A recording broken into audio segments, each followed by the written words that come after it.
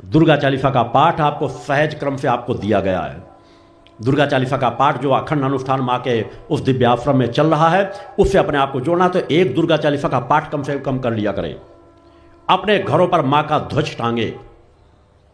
आप तो अधिकांश घरों में नाना प्रकार की चीज़ें, ये तंत्र की चीज़ें टंगा दो, वो तंत्र की चीज़ टंगा दो, काली खोपड़ी टंगा दो, काली घड़े को ले आओ, उस पर काला बना करके चित्र बना करके नज़र लग जाएगी, ये दोष हो जाएगा, उस दोष से बचत मिल जाएगी।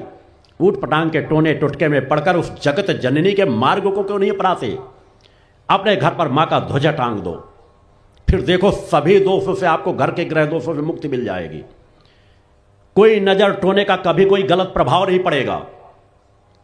माँ का ध्वज, यदि आपके घर में कोई ग्रह दोष, जो आप दिशा दोष, नाना प्रकार के दोष बताते हैं, किसी दोष का गलत प्रभाव नहीं पड़ेगा अगर घर के ऊपर माँ का ध्वज टंगा हुआ है।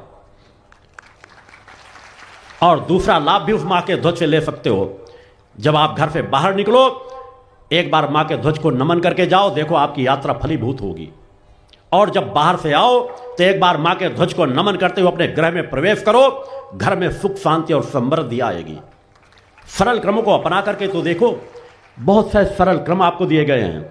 घर के वातावरण को अधिक से अधिक शुद्ध सात्विक मंदिर समान रखो। घर में आप अधिकांश समय रहते हो, केवल मंदिर में जाकर माथा टेक लेने से कल्याण नहीं हो जाएगा। अधिकांश समय तो घर में अपने रहते हो, थोड़ी देर के लिए मंदिर में जाते हो, थोड़ी देर आपको सात्विक वातावरण मिला और घर में जाकर के नाना प्रकार की बातों, चर्चाओं में, निरर्थक चीजों में, अश्लील चित्रों को दीवालों में टांग रखते हो, नाना प्रकार की ऐसी चीजों को टांग रखते हो जिससे ध्यान आपका बंटता है। नाना प्रकार के गीत, ऊट पटांग के गीत संगीतों में आप लगे रहते हो। सात्विकता के गीत संगीत घर में बजाओ, देखो घर के बच्चों में, संस्कारों में परिवर्तन आएगा।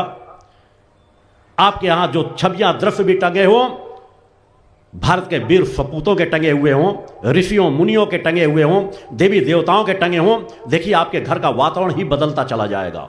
तरंगों का प्रभाव पड़ता है।